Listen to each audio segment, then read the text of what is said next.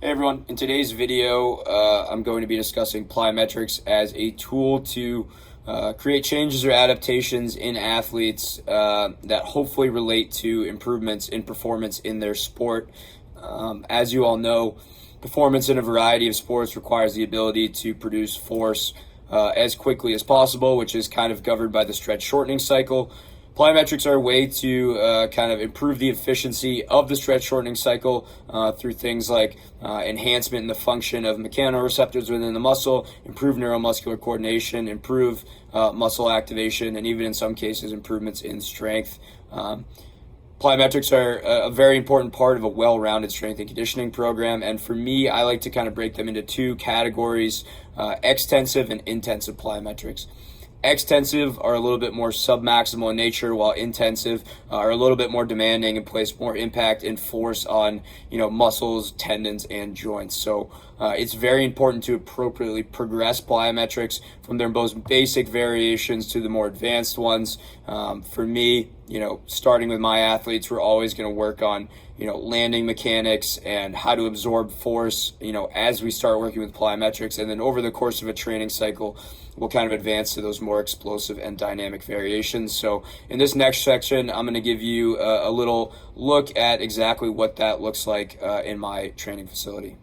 First, we have a 2-to-1 box jump here. Athletes will jump off two legs, land on one foot on a box. The box reduces the overall landing impact they experience, so allows them to practice single leg landing mechanics in a relatively low stakes environment.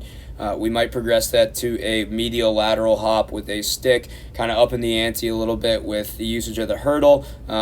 Still working on landing mechanics, but this requires athletes to jump, absorb impact, and land in multiple planes. So I think it's a great bang for your buck variation.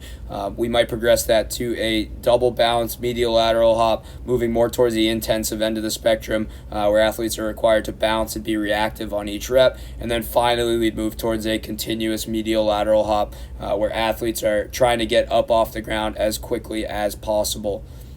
Not necessarily a single leg variation, but I think a great example of an intensive jump would be a depth jump, where using an elevated surface, you're going to expose athletes' muscles, tendons, and joints to more landing impact than they're usually used to, and then asking them to jump after. So there's a few pieces of research that I think are worthy in mentioning in this conversation about plyometrics.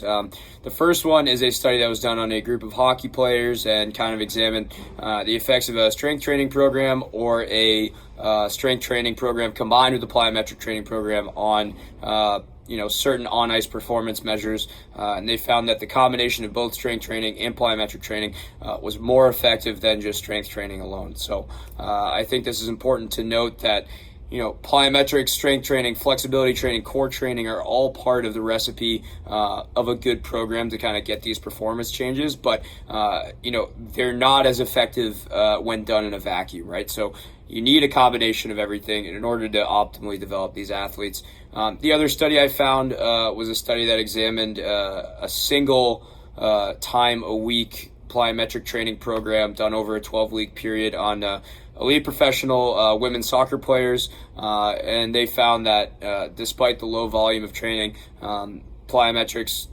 once a week was actually able to elicit some training responses and adaptations that was demonstrated in the improvements in the tests that they used in things like power and sprint speed. So I think this is a great study to kind of reference because it just shows that even a low volume of this plyometric type of training can be effective in, like I said, eliciting those important adaptations for performance in a given sport. So thank you guys for listening today, and I hope you have a good rest of your week.